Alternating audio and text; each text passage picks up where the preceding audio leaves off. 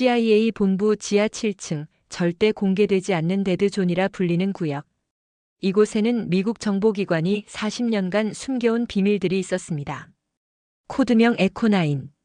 냉전 최고조였던 1983년 소련 핵무기 시설에 잠입한 최고 요원 마이클 스미스가 보낸 마지막 신호. 하지만 이 신호에는 단순한 정보가 아닌 진실이 숨어 있었죠. 이 암호만 풀면 냉전의 판도가 바뀔 수도 있었다. 윌슨 박사가 동료에게 속삭였습니다. 하지만 아무도 풀지 못했어. 아무도. 하버드의 천재들이 포기했고 슈퍼컴퓨터도 항복했으며 심지어 FBI의 암호 해독팀까지 무릎을 꿇었습니다. 40년 동안 말이죠. 그런데 지구 반대편 서울에 살고 있는 12살 소년이 있었어요. 숫자를 보면 색깔이 보이고 암호를 들으면 음악이 들리는 기이한 능력을 가진 준우였습니다. 이상해. 왜 3을 보면 초록색이 보이지?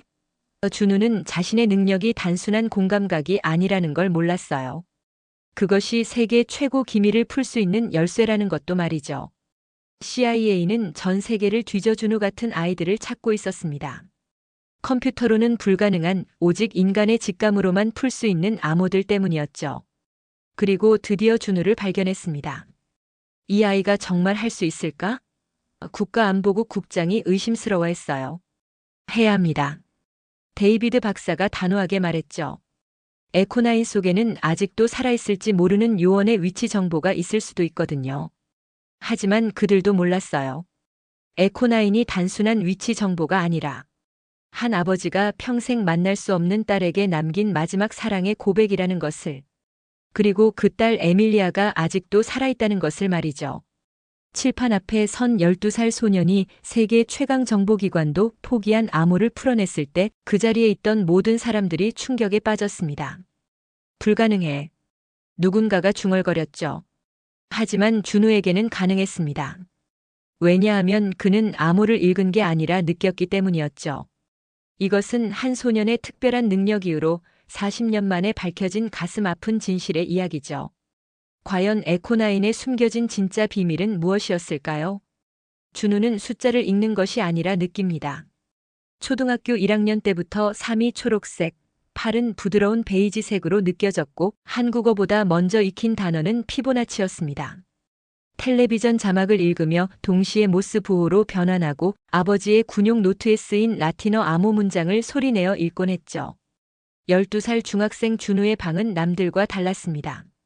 벽에는 숫자들이 색깔별로 정리된 차트가 붙어 있고 책상 위에는 여러 나라의 언어 교재들이 쌓여 있었어요. 히브리어 알파벳표 옆에는 모스 부호 변환표가, 그 옆에는 라틴어 문법 노트가 펼쳐져 있었습니다. 준우야, 학원 갈 시간이다. 엄마가 방문을 두드리며 말했습니다. 오늘은 안 갈래요. 이거 좀 더 봐야 해요. 준우는 모스 부호 교재를 들어보이며 대답했죠. 엄마는 한숨을 쉬었어요. 다른 아이들은 수학학원, 영어학원을 다니는데 준우는 혼자서 이상한 공부만 하고 있었거든요. 친구들과 어울리지도 않고 게임에도 관심이 없었습니다. 이상한 게 아니라 재밌는 거예요.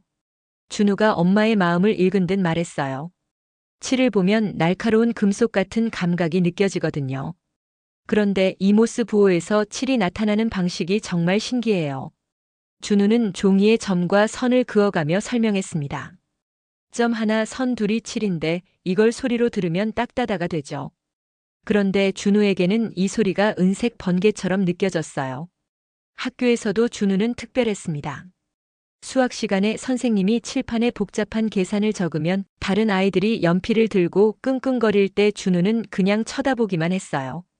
그러면 숫자들이 색깔로 변해서 패턴을 만들어냈죠. 이상일, 답이 뭐지? 수학 선생님이 물었습니다. 79요. 준우가 즉시 대답했어요. 어떻게 그렇게 빨리 풀었니? 그냥 느껴져요. 준우는 설명하기 어려워했습니다. 사실 그에게는 숫자들이 춤추는 것처럼 보였거든요. 4가 파란색으로 둘씩 짝을 이루고 5가 주황색으로 빙글빙글 돌면서 답을 만들어냈죠. 집에 돌아온 준우는 컴퓨터 앞에 앉아 언어 공부를 시작했습니다. 오늘은 히브리어 알파벳을 익히는 날이었어요. 알레프, 베트, 기멜. 각각의 글자가 준우에게는 특별한 색깔과 질감으로 다가왔습니다. 이 글자는 왜 이렇게 생겼을까? 준우는 혼잣말을 했어요. 히브리어 알파벳 알레프를 보면서 말이죠. 이 글자는 준우에게 깊은 보라색으로 느껴졌고 뭔가 고대의 비밀을 간직한 것 같았습니다. 저녁 식사 시간 아버지가 말했습니다. 준우야, 너 혹시 외국에서 공부하고 싶은 생각 없니? 갑자기 왜요? 준우가 젓가락을 들며 물었죠. 내가 하는 공부가 여기서는 한계가 있을 것 같아서. 특히 암호 같은 것들 말이야. 아버지는 군인이었어요. 그래서 준우의 특별한 능력을 누구보다 잘 알고 있었죠. 준우가 아버지의 낡은 군용 노트를 보고 거기 적힌 암호를 척척 풀어내는 모습을 봤거든요. 아빠, 그런데 진짜 어려운 암호는 어떤 거예요? 준우가 궁금해했습니다. 세상에는 아무도 풀지 못하는 암호들이 있단다. 수십 년 동안 많은 사람들이 도전했지만 실패한 암호들 말이야. 그날 밤 준우는 침대에 누워서 생각했어요. 아무도 풀지 못하는 암호라니. 그런 암호를 만나면 어떤 색깔로 느껴질까? 어떤 패턴을 가지고 있을까? 이틀 후 집에 특별한 편지가 도착했습니다.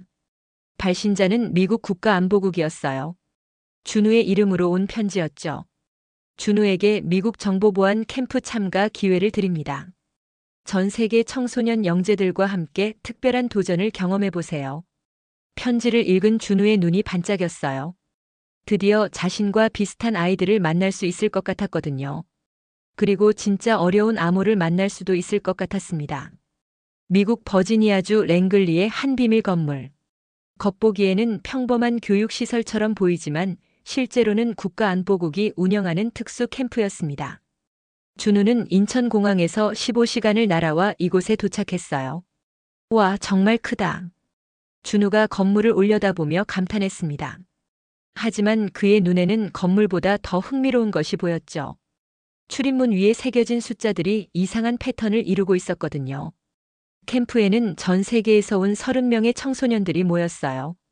독일에서 온 15살 소녀 엘사는 이미 5개 언어를 구사했고 일본에서 온 14살 소년 타케시는 컴퓨터 프로그래밍 천재였습니다. 인도에서 온 아니타는 수학 올림피아드 금메달리스트였죠. 안녕, 넌 어디서 왔니? 엘사가 준우에게 영어로 말을 걸었어요. 한국에서 왔어요.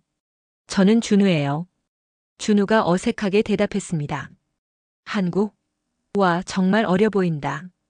몇 살이야? 타케시가 끼어들었죠. 12살이에요. 아이들이 웅성거렸어요. 준우가 이 캠프 역사상 최연소 참가자였거든요. 대부분의 아이들이 13살에서 17살 사이였는데 12살은 정말 어렸죠. 첫 번째 수업이 시작되었어요. 강사는 국가안보국 소속 암호 전문가인 데이비드 박사였습니다. 그는 칠판에 복잡한 수식을 적으며 말했어요. 여러분, 암호학의 기본은 패턴을 찾는 것입니다. 하지만 진짜 어려운 암호는 패턴을 숨기는 거죠. 준우는 데이비드 박사가 적은 수식을 보며 고개를 갸웃했어요. 다른 아이들은 열심히 노트를 필기하고 있었지만 준우에게는 그 숫자들이 뭔가 어색하게 느껴졌거든요. 마치 억지로 만들어진 것 같았습니다. 이상하다. 준우가 혼잣말을 했어요. 뭐가 이상해? 옆에 앉은 프랑스 소년 피에르가 물었죠. 저 숫자들이요. 뭔가 자연스럽지 않아요. 피에르는 이해하지 못했어요. 하지만 준우는 계속 그 수식을 응시했습니다. 숫자들이 만드는 색깔 패턴이 부자연스러웠거든요. 이틀째 되는 날 캠프에 특별한 손님이 왔어요. 하버드 대학교 수학과 교수인 로버트 윌슨 박사였습니다. 그는 세계적으로 유명한 암호학자였죠. 안녕하세요, 여러분. 오늘은 특별한 문제를 가져왔습니다. 윌슨 박사가 미소를 지으며 말했어요. 이 암호는 제가 20년 동안 풀지 못한 것입니다. 스크린에 복잡한 숫자열이 나타났어요. 다른 아이들은 신기해하며 바라봤지만 준우는 뭔가 다른 것을 느꼈습니다. 이 숫자들이 낯익었거든요. 이상해요. 준우가 다시 혼잣말을 했어요. 또 뭐가 이상해? 피에르가 물었죠. 이 숫자들 전에 본 것 같아요. 어디서 봤는지는 모르겠지만 수업이 끝나고 저녁 시간이 되었어요. 준우는 혼자 도서관에 남아 있었습니다. 다른 아이들이 게임을 하거나 수다를 떨 때 준우는 조용히 오늘 본 암호를 생각하고 있었죠. 왜 낯익을까? 준우가 종이에 숫자들을 다시 적어 보았어요. 그러면서 각 숫자의 색깔을 머릿속으로 떠올렸습니다. 3은 초록색, 7은 은색, 9는 진한 파란색. 갑자기 준우의 눈이 커졌어요. 이 숫자들의 색깔 배치가 뭔가 의미가 있는 것 같았거든요. 마치 무지개처럼 순서가 있는 것 같았습니다. 혹시 준우가 새로운 가능성을 생각해 봤어요. 이게 단순한 숫자가 아니라 뭔가 다른 의미일까? 그때 도서관 문이 열리고 데이비드 박사가 들어왔어요. 준우, 아직도 여기 있구나. 뭘 하고 있니? 오늘 윌슨 박사님이 보여주신 암호요. 뭔가 이상해요. 데이비드 박사의 표정이 미묘하게 변했어요. 이상하다는 게 무슨 뜻이지? 설명하기 어려워요. 그냥 느낌이에요. 느낌? 데이비드 박사가 의자를 끌어당기며 앉았어요. 좀 더 자세히 말해볼래? 준우는 잠시 망설였습니다. 자신의 특별한 능력을 설명하는 것이 쉽지 않았거든요. 하지만 결국 입을 열었어요. 저는 숫자를 색깔로 느껴요. 그리고 오늘 본 암호의 색깔들이 뭔가 의도적인 것 같아요. 마치 누군가가 메시지를 숨겨놓은 것 같았거든요. 데이비드 박사는 놀란 표정을 지었어요. 그리고 조용히 말했습니다. 준우, 혹시 그 암호가 단순한 숫자가 아니라 다른 언어일 가능성을 생각해 봤니? 다른 언어요? 준우의 눈이 반짝였어요. 응. 예를 들어 모스 부호나 라틴어 같은. 순간 준우의 머릿속에 번개가 쳤어요. 그가 집에서 공부했던 모스 부호와 라틴어가 떠올랐거든요. 혹시 이 암호가 그런 것들과 연관이 있을까? 박사님, 내일 다시 그 암호를 볼 수 있을까요? 물론이지. 하지만 준우, 이건 정말 어려운 암호야. 많은 전문가들이 실패했거든. 준우는 미소를 지었어요. 하지만 전문가들은 색깔로 느끼지 못하잖아요. 다음 날 오전, 준우는 다른 아이들보다 일찍 교실에 도착했습니다. 어젯밤 내내 그 암호 생각만 했거든요. 꿈속에서도 숫자들이 색깔로 변하며 춤추는 모습을 봤죠. 일찍 왔네. 엘사가 교실에 들어오며 말했어요. 응, 좀 더 보고 싶은 게 있어서. 준우가 칠판을 바라보며 대답했습니다. 수업이 시작되자 윌슨 박사가 다시 나타났어요.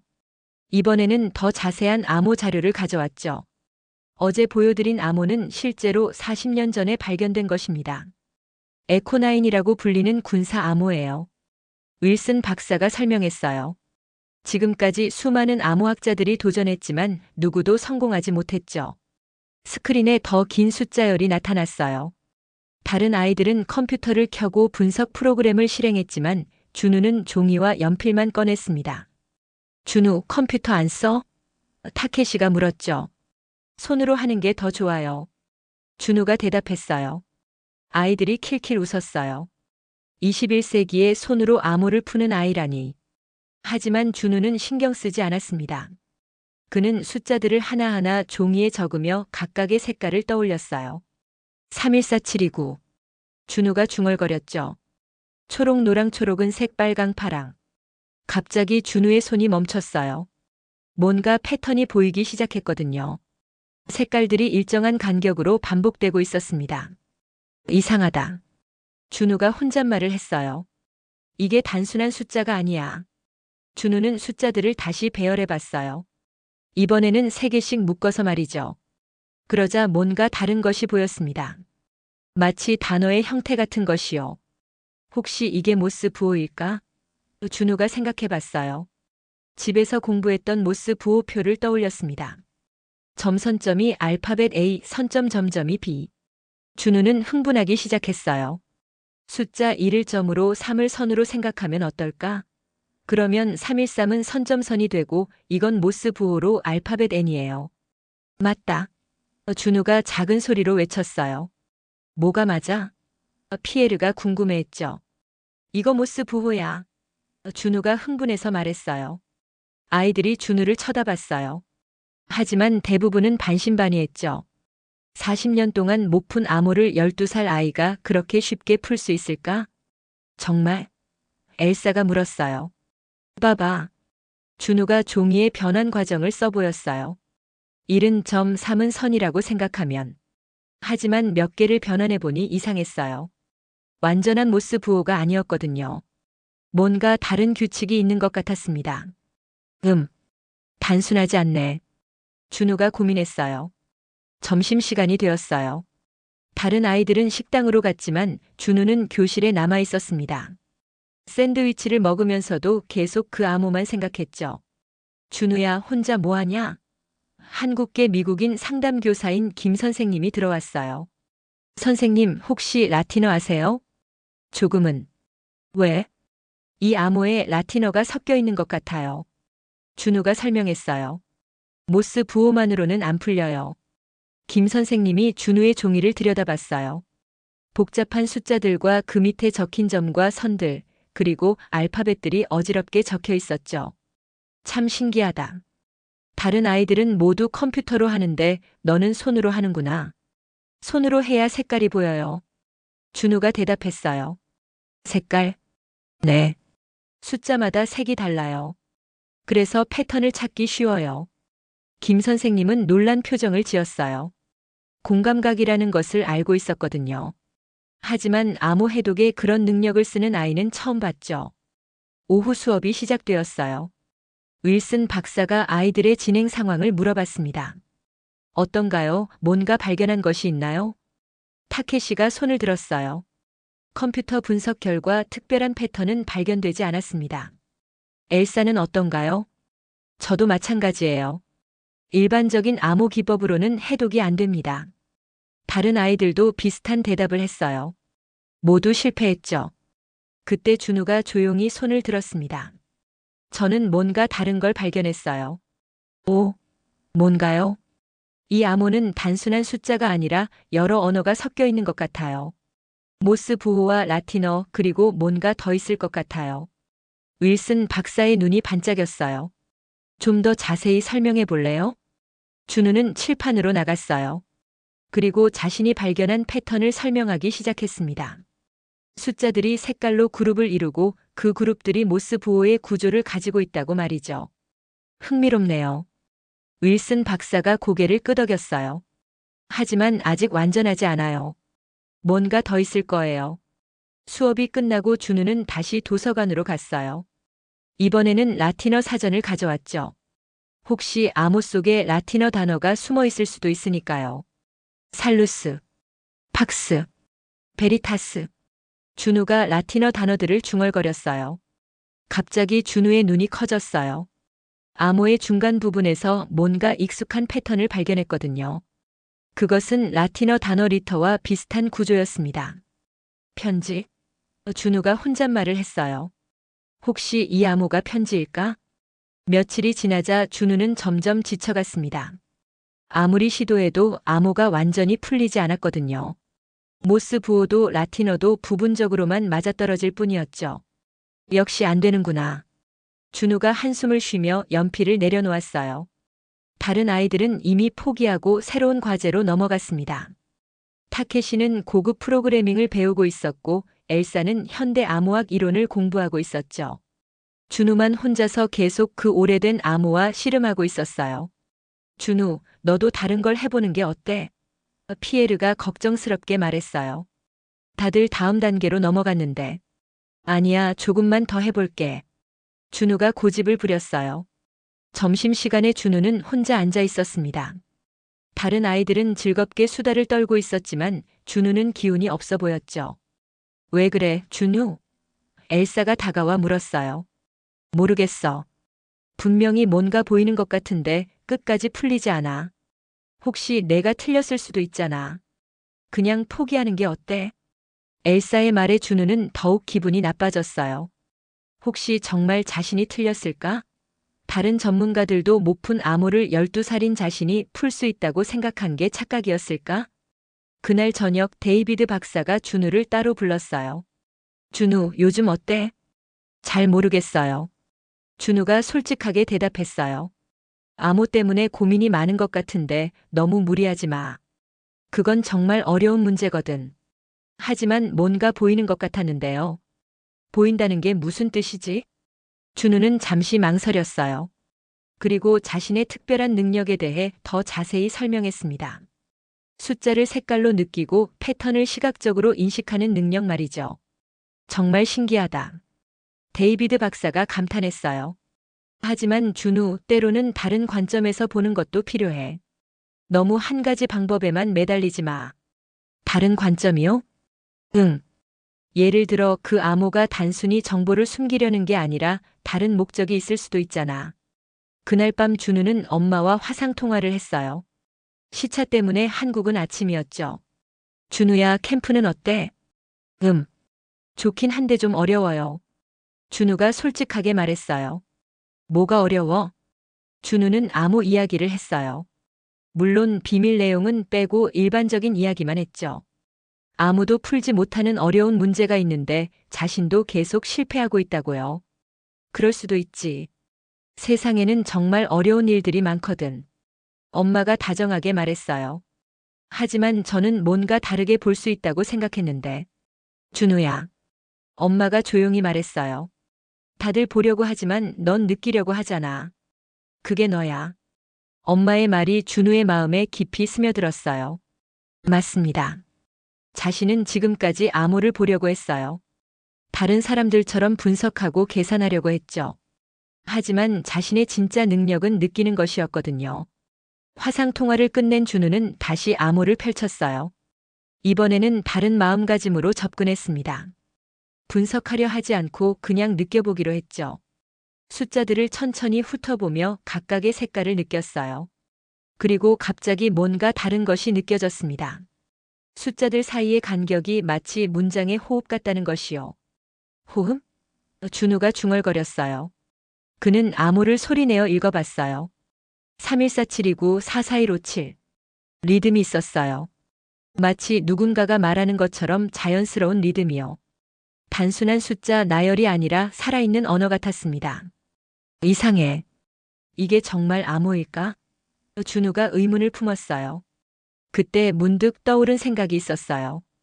혹시 이 암호가 단순히 정보를 숨기려는 게 아니라 누군가에게 보내는 메시지일까? 그것도 아주 개인적인 메시지 말이에요. 준우는 암호를 다시 보기 시작했어요. 이번에는 숫자들이 누군가의 마음을 담은 편지라고 생각하면서 말이죠. 그러자 정말로 다른 것이 보이기 시작했습니다. 누군가의 편지. 준우가 혼잣말을 했어요. 그럼 이 사람은 누구에게 무슨 말을 하고 싶었던 걸까? 암호의 처음 부분을 다시 봤어요. 31729. 이것을 모스 부호로 바꾸면 선점선, 선점점점 점선. 뭔가 익숙한 패턴이었어요. 갑자기 준우의 눈이 커졌어요. 이것은 단순한 알파벳이 아니라 특별한 의미가 있는 단어의 첫 글자들일 수도 있겠다는 생각이 들었거든요. 만약에 이게 누군가의 이름이라면? 준우가 흥분하기 시작했어요. 그는 종이에 가능한 조합들을 써보기 시작했습니다. 그리고 점점 더 흥미로운 패턴을 발견해갔죠. 이 암호는 정말로 누군가가 누군가에게 보낸 편지일 수도 있었어요. 내일은 다르게 접근해봐야겠다. 준우가 결심했어요. 이제 암호를 정보가 아닌 사람의 마음으로 읽어보기로 했죠. 다음 날 아침 준우는 새로운 마음으로 암호를 대했습니다. 이번에는 숫자들을 차갑게 분석하지 않고 따뜻한 마음으로 느껴보기로 했어요. 이것은 누군가의 편지다. 준우가 자신에게 다짐했어요. 수업 시간에 다른 아이들이 컴퓨터 프로그래밍에 집중할 때 준우는 조용히 종이에 암호를 다시 써내려갔습니다. 하지만 이번에는 단순히 숫자를 적는 게 아니라 각 숫자 밑에 색깔을 표시했어요. 3은 초록색, 1은 노란색, 4는 하늘색, 7은 은색. 색깔들이 만드는 패턴을 보니 뭔가 음악 같았어요. 마치 누군가가 멜로디를 숨겨놓은 것 같았습니다. 음악? 준우가 중얼거렸어요. 그때 문득 떠오른 게 있었어요. 집에서 아버지와 함께 들었던 모스 부호 신호음 말이에요. 짧은 신호음과 긴 신호음이 만드는 리듬이 정말 음악 같았거든요. 준우는 암호를 모스 부호로 변환해보기 시작했어요. 하지만 이번에는 단순히 알파벳을 찾는 게 아니라 그 리듬 자체에 집중했습니다. 점선점 선점점점. 준우가 손가락으로 책상을 두드리며 리듬을 맞춰봤어요. 갑자기 뭔가 익숙한 느낌이 들었어요. 이 리듬이 어디선가 들어본 것 같았거든요. 아, 맞다. 아버지가 가끔 흥얼거리던 군가의 리듬과 비슷했어요. 혹시 이게 군인들이 쓰는 특별한 방식일까? 준우가 생각해 봤어요. 점심시간에 준우는 김 선생님을 찾아갔어요. 선생님, 혹시 군대에서 쓰는 특별한 암호 방식 같은 거 아세요? 군대? 왜 갑자기? 제가 풀고 있는 암호가 군사용일 수도 있을 것 같아서요. 김 선생님이 잠시 생각해 보더니 말했어요. 군대에서는 때로 개인적인 메시지를 보낼 때 특별한 방식을 쓰기도 해. 예를 들어 고향 이름이나 가족 이름을 암호에 섞어 넣는다거나. 가족 이름요? 응. 전쟁터에서 고립된 군인이 본부에 메시지를 보낼 때 자신의 신원을 확인시키기 위해 가족들만 아는 정보를 섞어 넣는 거지. 준우의 마음이 뛰기 시작했어요. 혹시 이 암호도 그런 것일까? 누군가가 자신의 신원을 알리기 위해 개인적인 정보를 넣어둔 것일까? 오후 수업이 끝나고 준우는 도서관으로 향했어요. 이번에는 라틴어 사전과 함께 냉전사 관련 책도 가져왔습니다. 에코나인 암호가 40년 전 것이라고 했으니 냉전 시대의 것일 가능성이 높았거든요. 1983년. 준우가 냉전사 책을 넘기며 중얼거렸어요. 이때 무슨 일이 있었을까? 책을 읽어보니 1983년은 정말 긴박했던 시기였어요. 미국과 소련 사이의 긴장이 극에 달했고 많은 요원들이 적국에서 활동하고 있었죠. 그리고 때로는 요원들이 실종되기도 했습니다. 실종된 요원. 준우가 뭔가를 깨달았어요. 혹시 이 암호가 실종된 요원이 보낸 마지막 메시지일까? 그 생각이 들자 암호가 완전히 다르게 보이기 시작했어요. 이것은 단순한 정보 전달이 아니라 누군가의 절박한 외침일 수도 있었거든요. 준우는 암호를 다시 펼쳤어요. 이번에는 절박한 상황에 있는 요원의 마음으로 읽어보기 시작했습니다. 만약 내가 적국에 고립된 요원이라면 준우가 상상해봤어요. 뭘 가장 전하고 싶을까? 위치, 상황, 그리고 가장 중요한 것은 자신이 누구인지 알리는 것이겠죠. 특히 자신의 신원을 확실히 알려야 본부에서 믿을 테니까요. 준우는 암호의 첫 부분을 다시 봤어요. 314729. 이것을 좌표로 생각해보면 어떨까? 위도와 경도 말이에요. 31도 47분. 준우가 중얼거렸어요. 갑자기 눈이 번쩍 뜨였어요. 이것은 정말로 좌표일 수도 있겠다는 생각이 들었거든요. 그리고 그 다음에 오는 숫자들은 다른 정보일 수도 있고요. 준우는 흥분해서 종이의 가능성들을 써내려가기 시작했어요. 좌표, 날짜, 시간, 그리고 개인정보. 모든 것이 맞아떨어지기 시작했습니다. 이제 개인정보만 찾으면 돼. 준우가 혼잣말을 했어요. 암호의 마지막 부분을 유심히 봤어요. 여기에 요원의 신원을 알릴 수 있는 정보가 숨어 있을 거예요. 가족 이름이나 고향 이름 같은 것들 말이죠. 준우는 그 부분을 라틴어로 변환해 보기 시작했어요. 그리고 점점 흥미로운 패턴을 발견해 갔습니다. 어떤 부분은 정말로 라틴어 단어와 비슷했거든요. 팍스, 베리타스, 리베르타스. 준우가 가능한 라틴어 단어들을 나열해 봤어요. 그 중에서 하나가 눈에 띄었어요. 에밀리아라는 이름과 비슷한 패턴이었거든요. 혹시 이것이 요원의 가족 이름일까? 에밀리아. 준우가 그 이름을 중얼거렸어요. 누구일까? 준우는 점점 확신이 서기 시작했어요. 이 암호는 정말로 실종된 요원이 마지막으로 보낸 메시지일 거예요. 자신의 위치와 상황, 그리고 신원을 알리는 간절한 외침 말이죠. 내일은 모든 걸 정리해서 발표해봐야겠다. 준우가 결심했어요. 드디어 40년 된 비밀을 풀 수 있을 것 같았거든요. 캠프 마지막 날이 되었습니다. 모든 참가자들이 자신의 연구 결과를 발표하는 날이었어요. 준우는 긴장되면서도 흥분되었습니다. 드디어 자신이 발견한 것을 보여줄 수 있는 기회였거든요. 오늘은 여러분의 연구 성과를 들어보겠습니다. 데이비드 박사가 교실에서 말했어요. 특히 에코나인 암호에 도전한 학생들이 있죠? 몇몇 학생들이 손을 들었어요. 하지만 대부분은 실패했습니다라고 말했죠. 타케시도 엘사도 피에르도 모두 포기했었습니다. 그럼 이제 마지막으로 데이비드 박사가 교실을 둘러봤어요. 준우, 내 차례야. 준우는 떨리는 마음으로 일어났어요. 모든 아이들의 시선이 자신에게 집중되었습니다. 어떤 아이들은 의심스러운 표정을 짓고 있었죠. 12살짜리가 정말 40년 된 암호를 풀었을까 하면서 말이에요. 저는 에코-9 암호가 단순한 정보 전달이 아니라고 생각해요. 준우가 떨리는 목소리로 시작했어요. 그럼 뭐라고 생각하는데? 윌슨 박사가 관심 있게 물었습니다. 실종된 요원이 보낸 마지막 메시지라고 생각해요. 교실이 조용해졌어요. 아이들이 서로 눈을 마주치며 웅성거렸습니다. 좀 더 자세히 설명해 볼래? 데이비드 박사가 말했어요. 준우는 칠판으로 나갔습니다. 그리고 차근차근 자신이 발견한 것들을 설명하기 시작했어요. 첫 번째로 이 숫자들은 색깔 패턴을 가지고 있어요. 준우가 칠판에 숫자들을 적으며 말했어요. 3은 초록색, 1은 노란색처럼 각각 다른 색으로 느껴져요. 색깔? 타케시가 의아해했어요. 네. 그래서 패턴을 찾기 쉬웠어요. 준우가 계속 설명했어요. 두 번째로 이 숫자들을 모스 부호로 바꾸면 특별한 리듬이 나와요. 준우는 칠판에 점과 선을 그어가며 모스 부호 변환 과정을 보여줬어요. 그리고 그것을 라틴어와 결합하는 방법도 설명했습니다. 세 번째로 이 암호는 세 부분으로 나뉘어요. 준우가 암호를 구분해서 적었어요. 첫 번째는 좌표, 두 번째는 날짜와 시간, 세 번째는 개인 신원 정보예요. 아이들이 점점 집중하기 시작했어요. 준우의 설명이 논리적으로 들렸거든요. 좌표는 31도 47분 동경, 29도 15분 북이에요. 이곳은 준우가 잠시 멈췄어요. 동유럽 어딘가일 거예요. 윌슨 박사의 표정이 미묘하게 변했어요. 뭔가 아는 것이 있는 듯 했죠. 날짜는 1983년 11월 23일이고 시간은 오후 3시 45분이에요. 준우가 계속 설명했어요. 그리고 마지막으로 준우가 가장 중요한 부분에 도달했어요. 개인 신원 정보는 에밀리아라는 이름이에요. 아마 요원의 가족이거나 연인의 이름일 거예요.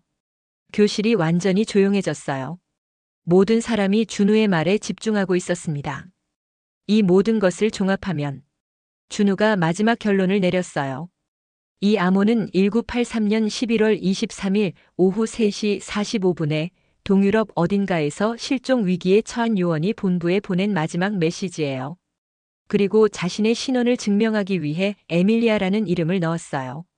준우가 설명을 마치자 교실이 깊은 침묵에 빠졌어요. 그때 갑자기 뒤쪽에서 박수 소리가 들렸습니다. 누군가가 교실 문 앞에서 박수를 치고 있었어요. 훌륭합니다. 낯선 남자가 교실로 들어왔어요. 정말 놀라운 분석이네요. 이분은 CIA 암호 분석 과장님이십니다. 데이비드 박사가 소개했어요. CIA 과장이 준우에게 다가왔어요. 자네가 방금 말한 내용이 모두 맞습니다. 에코-9는 정말로 1983년 동유럽에서 실종된 요원 마이클 스미스가 보낸 마지막 메시지였어요. 아이들이 놀라서 웅성거렸어요. 준우가 정말로 40년 된 비밀을 풀어낸 것이었거든요. 그리고 에밀리아는 CIA 과장이 잠시 멈췄어요. 그의 딸 이름이었습니다. 딸이요? 준우가 물었어요. 네. 마이클은 임무 수행 중 적에게 발각되었고 마지막 순간에 이 메시지를 보냈어요.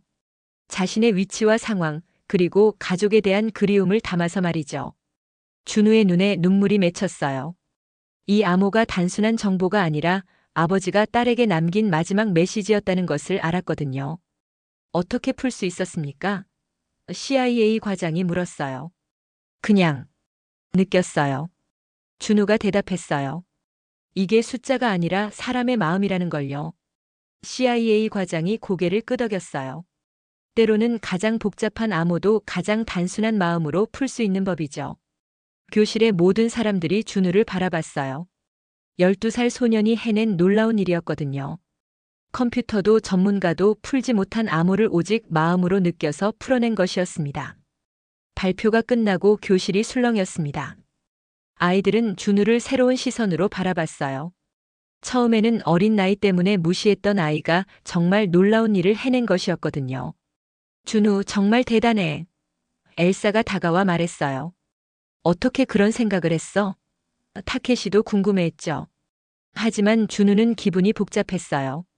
기쁘기보다는 슬픔이 더 컸거든요. 마이클이라는 요원이 마지막 순간에 딸을 생각하며 보낸 메시지라는 것을 알았기 때문이었죠. 준우, 잠깐 따로 얘기 좀 할까? CIA 과장이 준우를 불렀어요. 조용한 방에서 CIA 과장은 준우에게 더 자세한 이야기를 들려줬습니다. 마이클 스미스는 우리의 최고 요원 중 하나였어요. 1983년에 소련에서 중요한 임무를 수행하고 있었죠. 어떤 임무였어요? 준우가 물었어요. 핵무기 관련 정보를 수집하는 임무였습니다. 하지만 어느 날 갑자기 연락이 끊겼어요. 그리고 며칠 후 이 암호 메시지가 도착했죠. CIA 과장이 오래된 파일을 꺼내 보여줬어요. 그 안에는 당시 수신된 암호와 함께 마이케의 사진도 있었습니다. 30대 중반의 진지해 보이는 남자였어요. 그런데 아무도 이 암호를 풀지 못했어요. 40년 동안 말이죠. 에밀리아는 지금 어떻게 지내요? 준우가 가장 궁금한 것을 물었어요. 에밀리아는 이제 50살이 되었어요. 간호사로 일하고 있고 자신의 아버지가 어떻게 되었는지 계속 궁금해했죠. 준우의 마음이 먹먹해졌어요. 에밀리아는 평생 아버지의 마지막 메시지를 모른 채 살아왔던 것이었거든요. 그녀에게 이 사실을 알려줄 건가요? 그럴 예정입니다. 덕분에 마이클의 마지막 순간을 알 수 있게 되었으니까요. 그런데 준우가 궁금한 것이 또 있었어요. 왜 이 암호를 캠프에서 사용한 거예요? 진짜 비밀 문서잖아요. CIA 과장이 잠시 망설이더니 솔직하게 대답했어요. 사실 이번 캠프는 단순한 교육이 아니었어요. 우리는 전 세계에서 특별한 능력을 가진 아이들을 찾고 있었거든요. 특별한 능력이요? 컴퓨터로는 할 수 없는 인간만이 할 수 있는 암호 해독 능력 말이에요.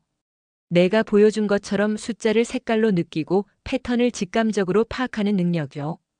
준우는 이제 이해했어요. 자신이 왜 이 캠프에 초대되었는지, 왜 다른 아이들보다 어린 나이에도 참가할 수 있었는지 말이죠.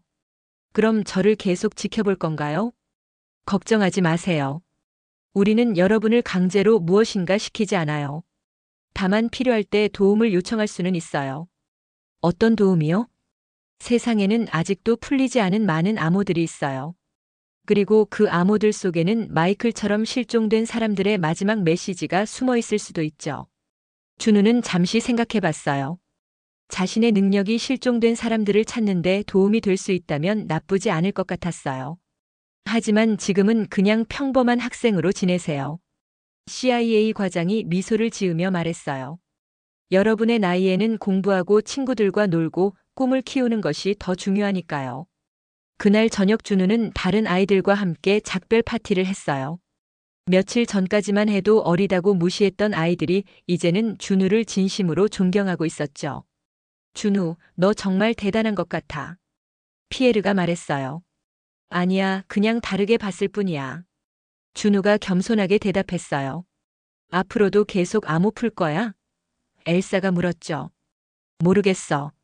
그런데 중요한 건 암호를 푸는 게 아니라 그 뒤에 숨은 사람의 마음을 이해하는 것 같아. 아이들이 고개를 끄덕였어요. 준우의 말이 맞았거든요. 가장 복잡한 암호도 결국은 사람이 만든 것이고 사람의 마음을 이해하면 풀 수 있는 것이었죠. 캠프 마지막 밤 준우는 창밖을 바라보며 생각했어요. 마이클이라는 요원이 마지막 순간에 딸을 생각하며 남긴 메시지. 그것을 자신이 풀어낸 것이 우연일까 아니면 운명일까? 어쨌든 이제 에밀리아는 아버지의 마지막 마음을 알 수 있게 될 거야.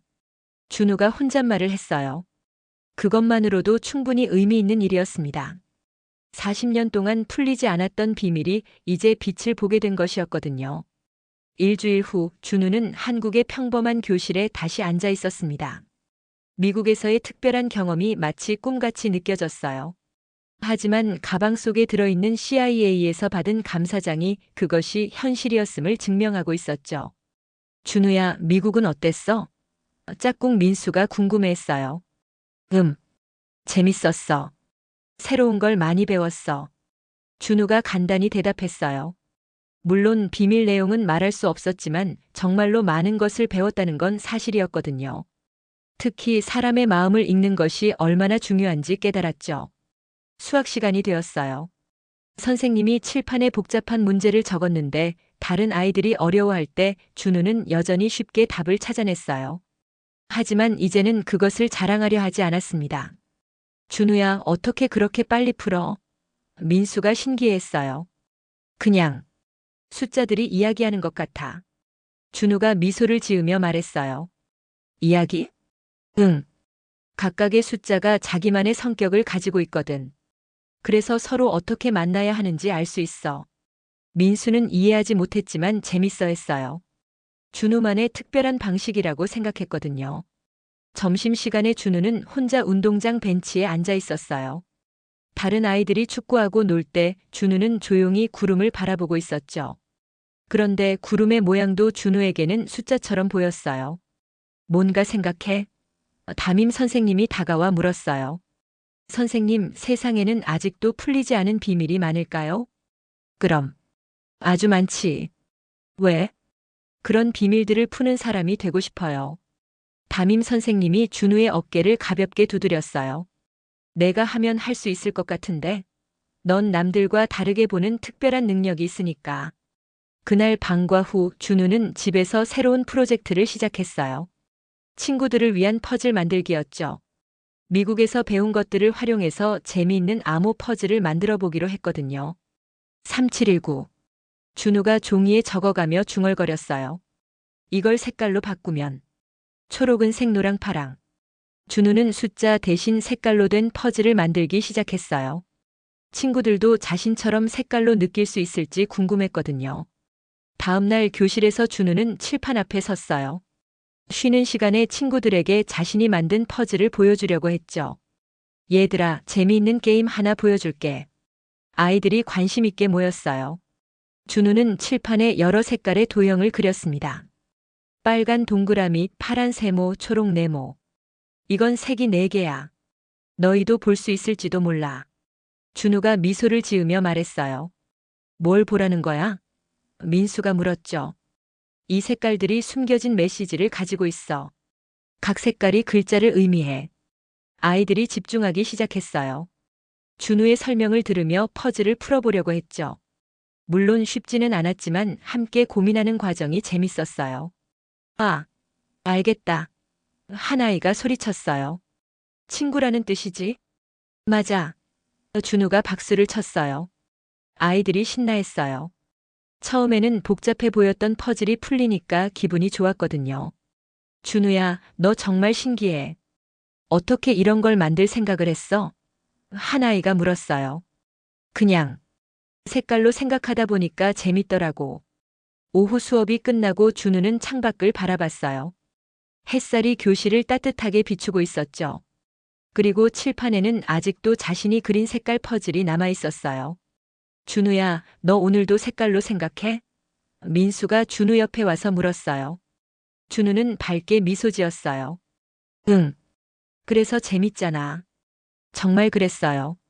세상을 색깔로 보는 것, 숫자를 느끼는 것, 그리고 그 속에서 숨겨진 이야기를 찾아내는 것.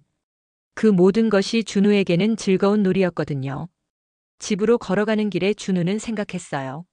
미국에서 만난 마이클의 이야기, 에밀리아라는 이름, 그리고 40년 만에 밝혀진 진실. 모든 것이 자신의 특별한 능력 덕분이었죠. 하지만 가장 중요한 건 그 능력을 어떻게 쓰느냐였어요. 단순히 암호를 푸는 것이 아니라 사람들의 마음을 이해하고 잃어버린 이야기를 찾아주는 것. 그것이 준우가 앞으로 하고 싶은 일이었습니다. 집에 도착한 준우는 엄마에게 말했어요. 엄마, 저 커서 사람들의 잃어버린 이야기를 찾아주는 사람이 되고 싶어요.